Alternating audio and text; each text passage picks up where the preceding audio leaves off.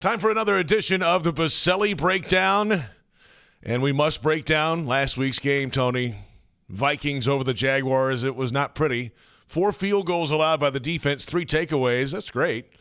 But then the offense couldn't do anything. They had a first quarter touchdown and then not much. The rest of the day, 3 giveaways late and another 5-point loss for this team, the 6th of 5 or less this season. Yeah, it sure feels like a similar theme, doesn't it? We've been talking about almost every week, JP.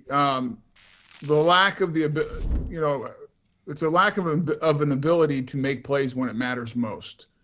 And, it was interesting this week. I thought the defense, giving up 12 points, that's winning football. Now, they were on the field way too much, 42 minutes plus. But they played a style of defense, kind of bend but don't break, really played great red zone defense. They turned over Sam Darnold 3 times. I mean, they did an outstanding job. But to play that style, you have to have an offense that can stay on the field and convert. Convert on third down, move the sticks, take advantage of the extra possessions.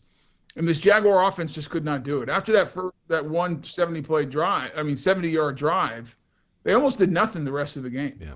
And I believe the most telling statistic is that the Minnesota Vikings had more plays in Jaguar territory than the Jaguars had on offense in total. And so it was just one of those kinds of days. And it wasn't a pretty game, but still, here we go. We found ourselves at the end with the ball in our hands with the chance to win it, and just couldn't get it done. The record now 2-8, and it's on to Ford Field, Detroit. And boy, the Lions pulled one out last Sunday night. Honestly, I went to bed at halftime. I was like, they could come back. We'll see. And, of course, I wake up the next day, and the Lions had come back and won the game over the Texans in dramatic fashion. I mean, they've got everything you want in Detroit, right, Tony? On both sides of the ball, really. But let's start on offense, from quarterback to tight end to receivers to running backs. Oh, yeah, and your group, the offensive line, it's a complete offense. Yeah, they're very good. I mean, they did not play well last night, and give that Texans defense a lot of credit. But I think it speaks to the type of team that the Lions are. And, just the entire – everything from top to bottom. You think about Dan Campbell, their head coach, tough-minded guy, physical, wants to play physical football. That's how that team was built. It's really built, on offense from that offensive line. They were without their left tackle.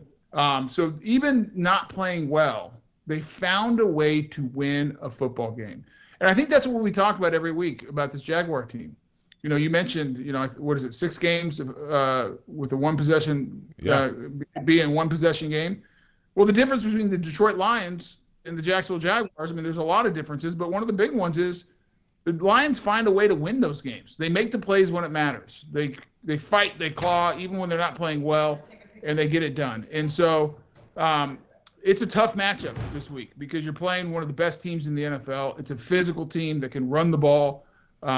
They've improved on defense this year. They're really, from top to bottom, front to back, they're a good football team. And going up to Detroit, it's going to be a hostile environment. Those fans are into it. It's going to be packed. And they're right now playing for the number 1 seed. And so they have an aspiration of figuring out how to get the top seed in the NFC and have a bye that first week of the playoffs. So you're going to get your best from them this coming Sunday. It's a defense that is high in takeaways again, 18 of them this year, 13 interceptions. Kirby Joseph has 6 already. Brian Branch is a headhunter all over the place at his position. Aiden Hutchinson, of course, is done for the year, but they still have other guys that can get after it up front as well.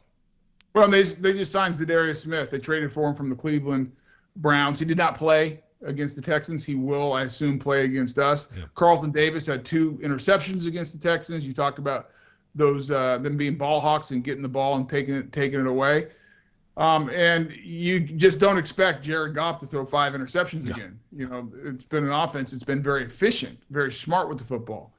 So it's one of those games that, we talk about it every week. Sunday's coming, and this is a Jaguar team that's really struggling. A lot of question marks at the quarterback position. What's going on with Trevor's shoulder? When will he be back? You're 2-8, and this is where you got to find a way to rally. It's really up to the locker room figuring this out and saying, hey, we're going to go out. We're going to have a great week of practice. We're going to give a great effort and go see what happens, because you know you're playing a good team this week. All right. Another one in the books. On to week 11, the Jaguars and the Lions. We'll talk to you next week, Tony. Appreciate it. All right, JP. Talk to you soon. Thanks so much for watching. If you like this, please subscribe and take a look at all the other videos on our YouTube channel.